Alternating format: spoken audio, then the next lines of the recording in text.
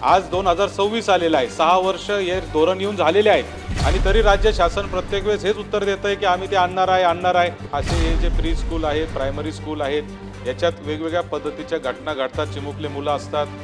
अनधिकृत ज्या शाळा चालू झालेल्या आहेत प्री प्रायमरी, त्या कधीपर्यंत बंद होणार आहे? जे आपण अधिनियम तयार करतोय अंतिम टप्प्यामध्ये लवकरात लवकर आपण हे सभागृहात मांडू. राज्यामध्ये ज्या पद्धतीने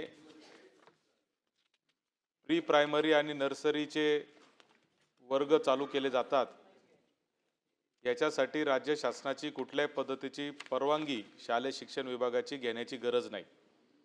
आणि म्हणून आपण पाहतो की ज्याच्या मनात येईल तो त्या पद्धतीने असे नर्सरीचे क्लासेस आणि वर्ग चालू करतात.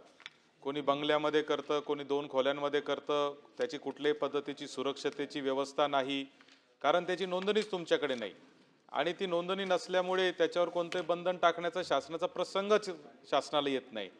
आणि अशा या नर्सरीजमध्ये असे हे जे प्री स्कूल आहेत, प्रायमरी स्कूल आहेत, याच्यात वेगवेगळ्या पद्धतीच्या घटना घडतात, चिमुकले मुलं असतात. स्कूल बसेस त्यांना जे शाळेत आणतात सोडतात त्याचंही कुठे बंधन नाही. एका बसमध्ये कितीपेक्षा जास्त मुलं कॅपॅसिटीपेक्षा जास्त बसवले जातात. रिक्षाने जिथं जातात तिथं देखील 10-10 मुलं लहान असल्यामुळे जास्तीचे बसवले जातात.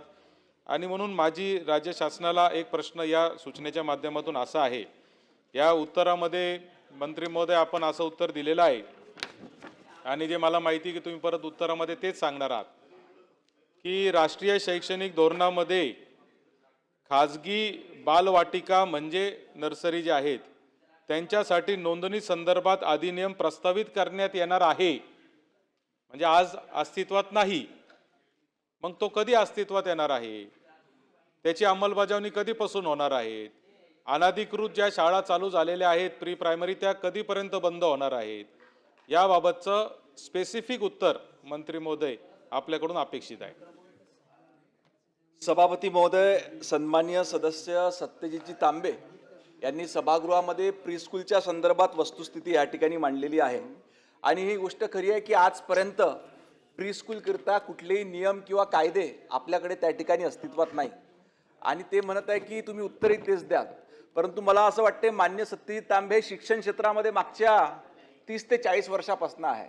परंतु आत्ता साधारणतः ज्या काही घटना घडल्या त्याच्यामुळे अत्यावश्यकता त्या ठिकाणी आपल्या सर्वांना वाटली आणि म्हणूनच ह्या सरकारनं निर्णय घेतला की ह्या सर्व प्रीस्कूल त्या ठिकाणी शासनाच्या अखत्यारीमध्ये आल्या पाहिजे, शासनाचं त्यावर कुठंतरी नियंत्रण असलं पाहिजे.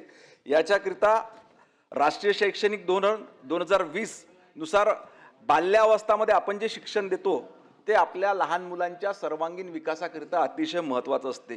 त्याकरिताच गुणवत्तापूर्ण, सुरक्षित, खेळ आधारित व बालकेंद्रित शिक्षण व्यवस्था निर्माण करणे आवश्यक आहे. हीच गोष्ट लक्षात घेऊन त्या ठिकाणी खाजगी बालवाटिकांच्या नोंदणी संदर्भात अधिनियम आपण ह्या ठिकाणी सरकार प्रस्तावित करणार आहेत. सदर अधिनियमाचा मुख्य उद्देश राज्यातील सर्व खाजगी बालवाटिकांची अनिवार्य नोंदणी, नियमन, गुणवत्ता सुनिश्चित करणे हा त्या ठिकाणी राहील.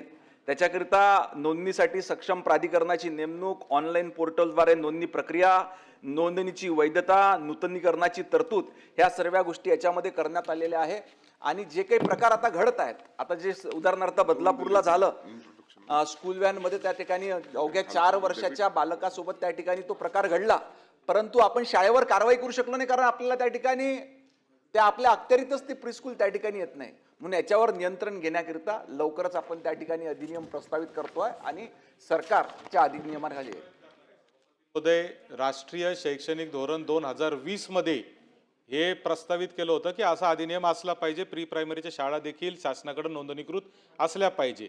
आज 2026 आलेला आहे, 6 वर्ष हे धोरण येऊन झालेले आहेत आणि तरी राज्य शासन प्रत्येक वेळेस हेच उत्तर देत आहे की आम्ही ते आणणार आहे.